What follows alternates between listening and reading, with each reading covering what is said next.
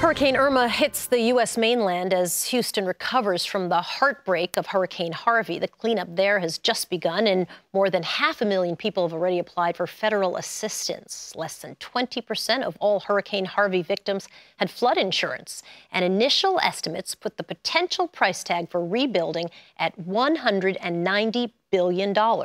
Currently, the National Flood Insurance Program is running a $25 billion debt, and that's before any claims from Hurricane Harvey. So as Congress debates the cost of recovery, some say maybe we shouldn't be bailing out people who are living in places that are prone to disasters. Steve Ellis is vice president for the nonpartisan watchdog group Taxpayers for Common Sense. Nice to have you with us.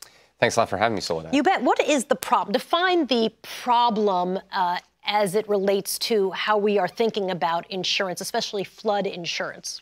Sure, there's a couple of problems. One is that we're not charging risk-based rates. So we're not charging rates that are actually commensurate to the risks that some of these properties are experiencing. But the other thing is you have an issue of adverse selection. Basically, the only people who are buying flood insurance are the people who are the most likely to use it. More than half of the 5 million policies in the flood insurance program are in Florida, Louisiana, and Texas. And as your viewers know, I mean, these are areas that are often hit by hurricanes. And so those are the ones who are paying in, and we don't have actually the revenue from less vulnerable properties paying in as well. Well, why would anybody who's not in a floodplain buy flood insurance? That would seem to be kind of a crazy philosophy. Would you say attach it to some other kind of insurance? Well, so you're paying for it without directly paying for it? Well, certainly everybody has some level of vulnerability to flooding. And that's what a lot of people have found out in recent years, whether you're in Colorado, which had flooding events, or Baton Rouge, or some of these other areas or places in upstate North Carolina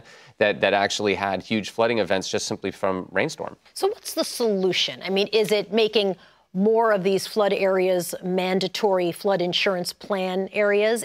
Well, as you might imagine, there is no one silver bullet. We need to be having some strings on disaster assistance. We need to be requiring that states and communities help themselves first. And I'm not just talking about making sure that they pay, but that they have plans in place for how to respond to a disaster. In Houston, we didn't know that Harvey was going to park itself over the city for 5 days, but we knew that Houston was going to flood. One thing to think about is the fundamental responsibility of government is to protect their citizenry. But with flood insurance, we're actually subsidizing people to be in harm's way. We're subsidizing them to rebuild in harm's way. Certainly community-wide mitigation of like restoring wetlands or creating green space and things along those lines, or creating buffer areas are going to be much more cost-effective in the long term than just simply handing out cash. Do you worry that your message falls on deaf ears? It's such terrible timing in the wake of one storm with another storm coming in. And by the way, I think there are two more parked behind the one that's coming in to be saying, hey, the taxpayers are sick of funding you.